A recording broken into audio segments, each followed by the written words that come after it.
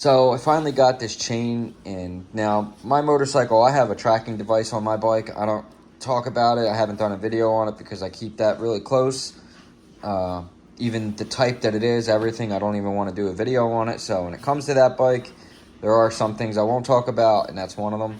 But the tracking device will only get you so far, right? Like, so I know, and the way I grew up around a lot of thieving kind of people, you know, like I knew guys who stole bikes and knew guys who stole cars.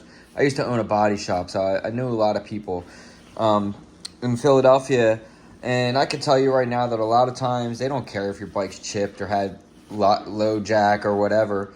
They don't care if the car is going to get found because they already took what they need off the car most of the time.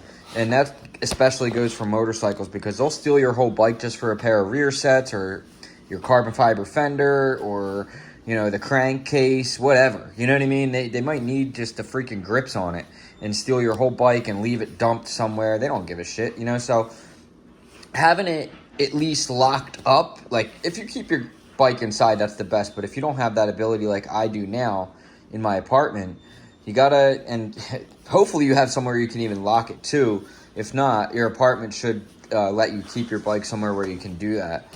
But I am lucky where I'm right by the pole there, so I can lock the bike up. But this is a really, really nice, I did want to get the Kryptonite. Lots of good things about the Kryptonite. They've been around forever. But I was reading about it, and this chain's really just as good. It's $100, and it's made in Italy. And it comes with this really nice bag, and I just got into looking at it, and I thought to myself, man, I'm just gonna grab that. So some of the features on here, like it's a 5/16 by 6 chain.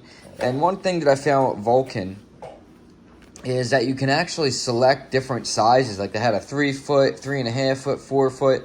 I opted for the 6 foot because you'll see why. Well, I might get out there and do this quick. We'll see. But I need 6 feet to make it. Long story short, but yeah, machinery, shutters, doors and gates, whatever. High quality heat treated materials. You know, it doesn't really get into what kind of steel or whatever it is on this. You know, electro galvanized finished, maximum weather resistance. Chain cannot be cut by hand or with bolt cutters or other tools. I'll get into that in a minute. It does make some things difficult the way it's designed, and that's what's cool about it.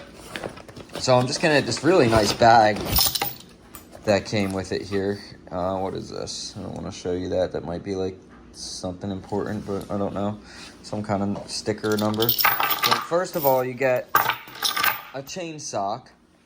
Very important. You need a chain sock if you have a motorcycle because it's gonna go between your rim or whatever, your swing arm, your swinging arm, as our friend 650E would say.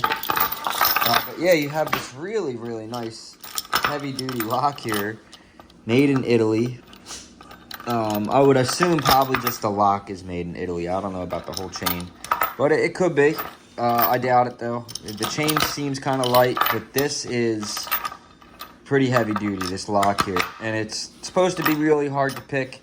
I can tell you right now, lockpick lawyer could probably get this lock in like less than 10 seconds.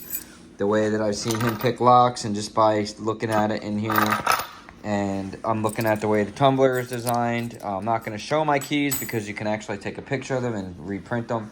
But yeah, I'm not going to really get into the picture of the keys. But there are quite the amount of tumblers on it.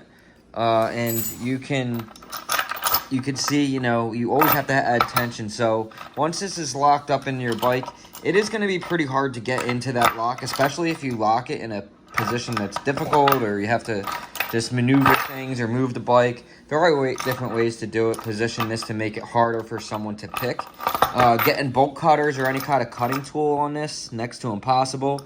The way this is designed here, I mean, you got to really get in there. You could try to cut these ends off. I mean, it's really not going to do a whole lot. This one's really hard to cut. The chain itself, I don't have bolt cutters here. They are in a truck, and I'm not going to try to cut it because I need the chain. But just to demonstrate kind of what that square design does, it basically makes it slip off. There's no way for bolt cutters really to grip onto it, unless you have a very big pair that sometimes they open a certain way. Then you can grip it, but it does make it more difficult. You can cut it. It's not impossible. I don't see this chain steel being super, super light, or heavy, I mean. Actually, let me unlock this. And I can, I really like this key design and everything. It's very quality. And this thing's $100 on Amazon, y'all. Like, so, the chain, I mean, it's not super light either, though. I mean, the links are just that bit there. I mean, I can feel that. I can feel some weight to that. So it's not terrible. I mean, I think it's a really high quality chain and setup. For $100, you can't beat it. For the most part, you're keeping honest people honest, right? If somebody wants something, they're a professional thief. They're going to get through this thing, no problem. They got the tools. They probably already planned it. But a Ducati, they're already not great to steal anyway, because you can't do much with them. Most people have tracking devices. So if you plan to steal a Ducati and you keep the bike for longer than 24 hours, or even, I don't know, even 2 hours really, you're probably going to get caught, you know, today's day and age. But that's why I don't talk about it, or where it is, or even what kind of device I have on my motorcycle. I'm just going to tell you, it has tracking.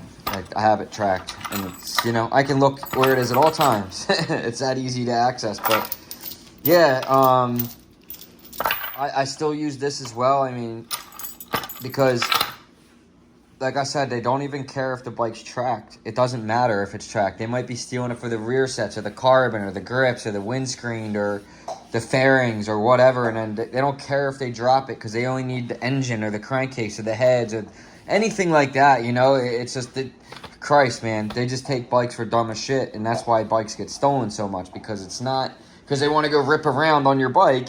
It's because they literally need it to build something else or parts. So that's why bikes go. But Ducati's a little bit more difficult to deal with. A lot of people aren't going to put stolen parts on Ducatis. They're not a ton around, you know. They're very rare. So if somebody's riding around a Ducati that looks like my Panigale, has my parts on it, you know, it's like professional thieves, though. They do things, you know. They sell across states. They do all kinds of stuff. But like I said, Ducatis are a little more rare. They're not that... They're not stolen all that much, but they are stolen. Nonetheless, there's a market for them. So, in any case, that's what I got for you guys on this Vulcan rubber. I'm talking about a damn hockey puck. Vulcanized rubber. That's 3.5 ounces of vulcanized rubber. What movie is that from? Anyways, that's what I got for you guys, man. I just wanted to make this quick video. Other than that, the security I have is my AR-15 and a Glock. And that should get the trick, because the bike's right outside my window. Like, literally. Like, I'm not kidding. See her, guys? There she is. Focus. Right there by the window. Hey, mama. That's the pole I'm going to use. And so what I'm going to do is scoot the bike over here. And we're going to lock her up. See how it works. This is why the chain stock's really good.